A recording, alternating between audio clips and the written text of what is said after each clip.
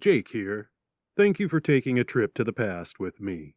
The original podcast version of The Americans will be released weekly, but if you don't want to wait, then go to jakebible.substack.com and become a paid subscriber. You'll receive access to all of The Americans as well as early release novels, audiobooks, and other exclusive extras. That's jakebible.substack.com. Now enjoy the original podcast production of The Americans. Cheers. Warning. This podcast reading is for mature audiences only. You will not be warned again. Welcome to the podcast reading of Jake Bible's The Americans, Book 2 in the Dead Mech Apex Trilogy. The Americans is a sidequel to Dead Mech, meaning it takes place simultaneously with Book 1. You can listen to this novel first or start with Dead Mech. Go to jakebible.com for more information on this podcast, Dead Mech, and other fiction by Jake Bible. Enjoy.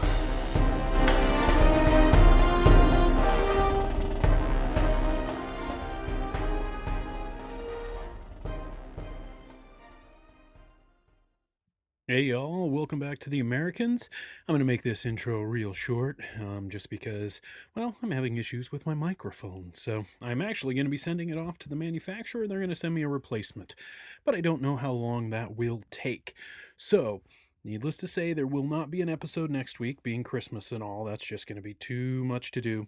And there may not be an episode on New Year's, just because I don't know when I'm going to get the microphone back to be able to do intros and whatnot. And I want to do a good intro for the final episode. So this is second to the last. The episode that gets released after this one is the final one. And that's really all I got to say on that. The other thing is for everybody who's been worried whether or not we would actually have a boy, I'm not doing too good on the non-rambling, am I? Blah. Anyway, you want to know whether the third novel is going to be podcast? It does sound like it will. I found someone who's willing to produce it, David Sokobiak. He's a really good guy. Really good guy. Good guy that way. He's a good guy. Have I mentioned a good guy? That's because he's pulling my bacon out of the fire and he's going to produce it. So all I have to do is record those sweet words you've come to love, and he'll chop it up and make it all happen and then send it back to me, and I'll add my little intro, and then we'll send it out to the world, and voila. So that is going to save me a ton of time. And I can't thank David enough. So that's about it. Hey, if you get a chance, please back Stark. We're funded for the first novella. If we can fund that second novella, that would be awesome. Everyone would get double rewards. It would be an outstanding thing for the end of the year. And Americans is on sale. Americans is on sale in print, people. Print. So you got to go get you some. You can... do I have the link up on my website right now? I may not have the link up on the website. I will have to put that link up. Look for it in Amazon. It'll be under me, because that's me. Jake Bible, Amazon, woohoo, Americans. So the print is available. I don't know how soon you could get it shipped to you for Christmas, but it might be, good use of gift cards after the year. And that's about it. I am done rambling because the way I have to hold this USB mic and the cord is making my hand cramp, and that sucks. So real super quick ramble, and we're done. All right, enjoy the second to the last episode.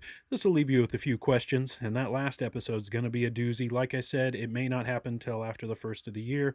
We shall see. All right, everybody, have a good holiday. Have a good new year. Cheers. Chapter 34. Beth found a seat in the hold as far back as she could. Her head was killing her, and she honestly wondered if she wasn't going to throw up. "You okay?" Billy asked, startling her. Beth shook her head and smiled. "Yeah, I'm fine, just really tired. And a bad liar. What's really going on?" Beth looked towards the front. "Promise you won't say anything to Mel?" "Tell me what's going on first." "No, you have to promise you won't tell Mel." Billy sighed. "Fine. I promise I won't tell her outright, but I can't make any guarantees if she threatens me." Beth grinned and leaned back against the hull. "Headache. Happens each time I manipulate BC. Let me guess, they're getting worse with every manipulation?"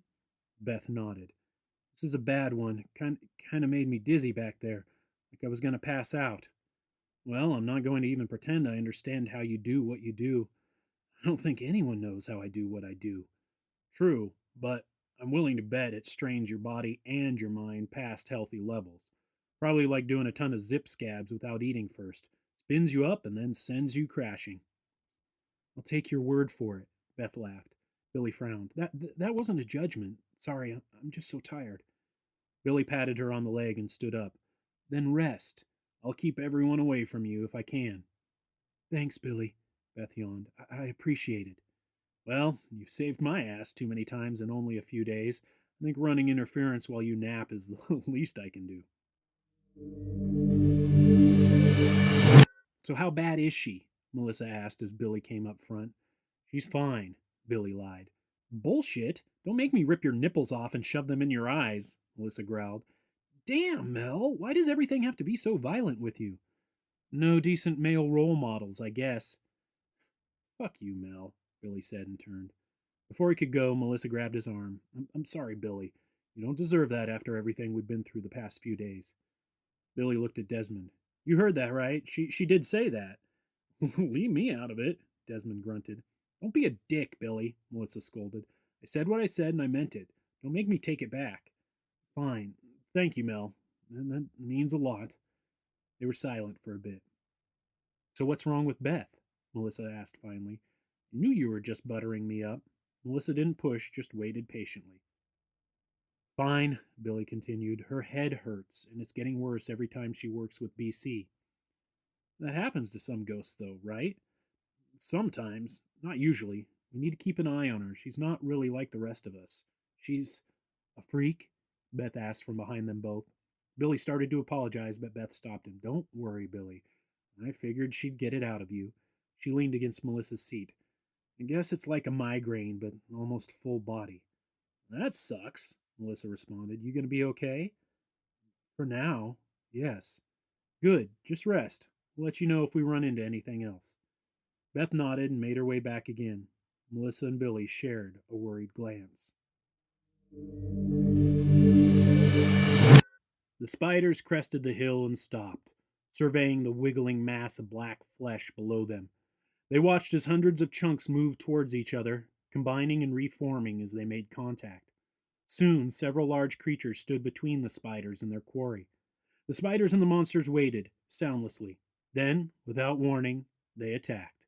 Metal slammed into dark, rubbery skin, and the world exploded into chaos as the creatures roared and the spiders activated their weapons.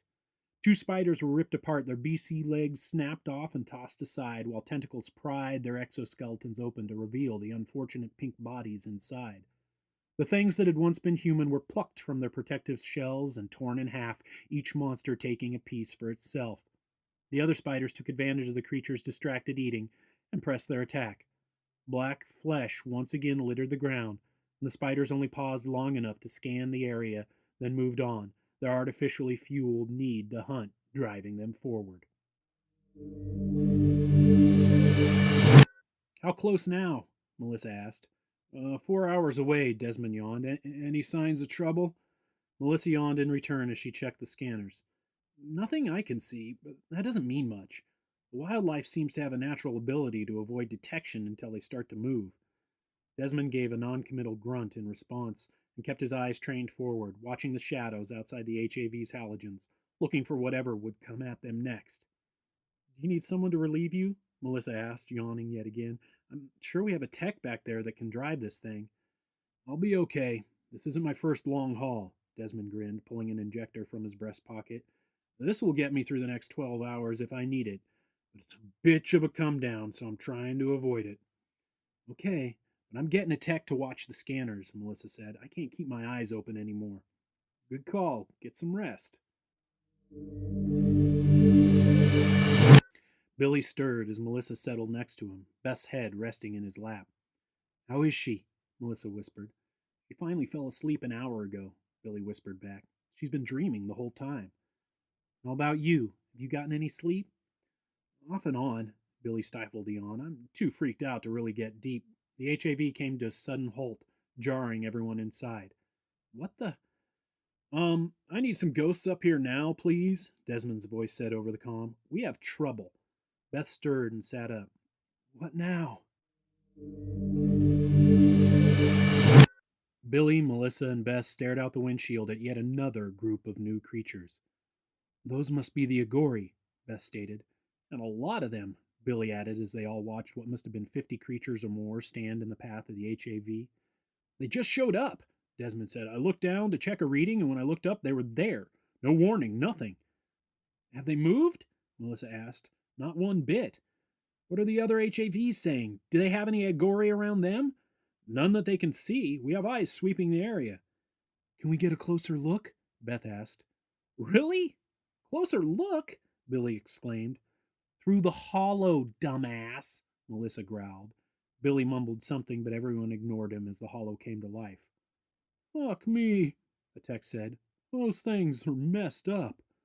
The hollow showed figures similar to the nanotech zombies, but warped and twisted into creatures that may have been human at one point and were now a jumble of overgrown jaws sporting massively long teeth, multiple arms and legs, many with long bone spurs piercing their green-black flesh, eyes that bulged and bugged out almost as if they could pop out of the skull and extend if they wanted to, ears that stuck straight out from their heads and turned independently like a cat's, constantly checking the area for sound. The most disturbing parts were the fingers and toes. Incredibly long claws, like a large cat, also protruded from each digit. From the end of each claw and from the teeth dripped yellowish fluid, thick like pus, that made the ground sizzle wherever it dropped. Beth and Melissa looked at each other. What do you think, Desmond? Beth asked. Can we drive through them? I don't see why not, Desmond responded. Can we shoot them first? Billy asked. Cut them down or torch them? We can try, Melissa answered, checking the weapon system. We're out of missiles and RPGs and low on flame. We still have a few thousand rounds for the guns, but those will be empty in minutes. We can make more, Billy suggested. They all looked at him. Whatever materials we have we don't need, we can morph into bullets. That should give us a few thousand more rounds. Good call, Desmond replied. Ghost should be on that. Tex, up here on weapons. Now who's in charge? Melissa grinned. Desmond grinned back. Oh, you are, but I'll be doing everything possible to get our asses safely aboard an American ship. Fair enough, Melissa said, stepping to the back with Beth and Billy. We'll get on the ammo. You guys get on the killing. Desmond focused out the windshield. I'll get the other HAVs on board, and then we'll attack and push through. I'm looking forward to some beach time. I'm looking forward to some no blood and or guts time, Billy hollered back. Just hurry on the ammo, Desmond shouted. The Agori circled the vehicles, their deformed bodies crouched low, ready for an attack. Many sniffed at the HAVs, growing excited as the scent of warm, living flesh wafted from the vehicle's ventilation systems. One of the creatures licked the side of an HAV, tasting the splattered blood that had dried and crusted on the hull. Others followed suit, and soon they were shoving and pushing, clawing and biting, each trying to get a taste. Dozens surrounded the vehicles, their fighting rocking the HAVs from side to side. The jockeying for position soon turned to full-on aggression, and several Agori fell to the ground, their heads ripped open by others, their black, sticky brains trampled underfoot and ground into the dirt. An Agori took a swipe at another but missed, its claws raking the side of the HAV, making long, sizzling gouges. Alarms blared, and the tech in the weapons seat turned to Desmond. We have a hull breach. Those things can cut through BC. How are we coming with the ammo? Desmond shouted. We have about 2,000 more rounds than before, Melissa called back. We might be able to get another 1,000. We can't wait for that, Desmond yelled. He nodded to the tech. Target and open fire. The large caliber guns started firing into the groups of Agori, their bodies jerking and dancing from the impacts. They don't look so tough, the tech said, then gulped as he saw the images on the hollow. Oh, fuck. What? Desmond asked. The slugs aren't doing anything. Look. They get hit, but are fine in a second. Desmond watched the hollows, seeing what the tech saw. Fuck. Looks like the BC is melting on contact. We can't kill these things with bullets! The Agori roared as one and leapt onto the HAVs. Their long claws dug deep furrows into the holes, and the corrosive liquid burned its way through the metal.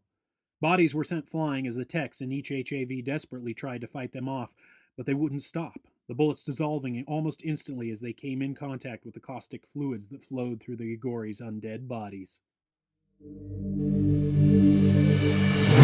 The HAV rocked from side to side as the creatures attacked, and Billy's BC work began to suffer.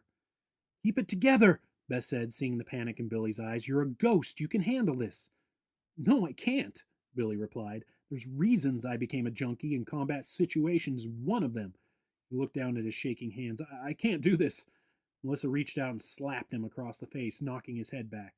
"Suck it up, William," she yelled, "or I'll fucking kill you myself." Billy shook his head and rubbed at his cheek. "I'll try." "Fucking do," Melissa snarled. "We don't try." She turned her attention to the front. "Why aren't we moving?" "I'm trying," Desmond shouted. "The drive is pumping out power, but we aren't going anywhere." The Agori slashed at the massive biochrome wheels of all the HAVs, dissolving them in seconds, reducing the vehicles to useless hunks of metal on impotent axles.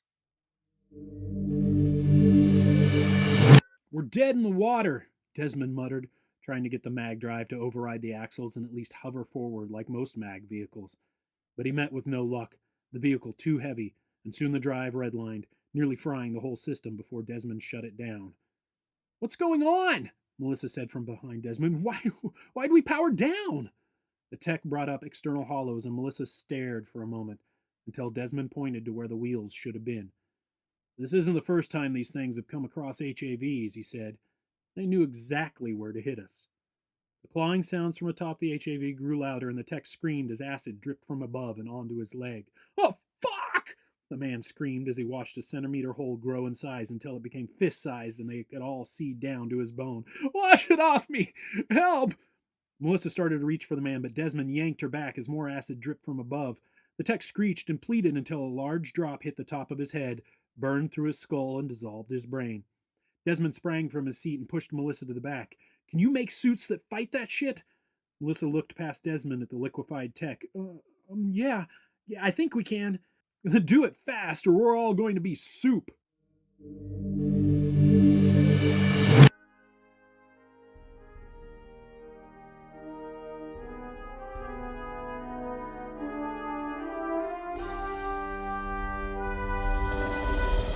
You've been listening to the podcast reading of Jake Bible's The Americans.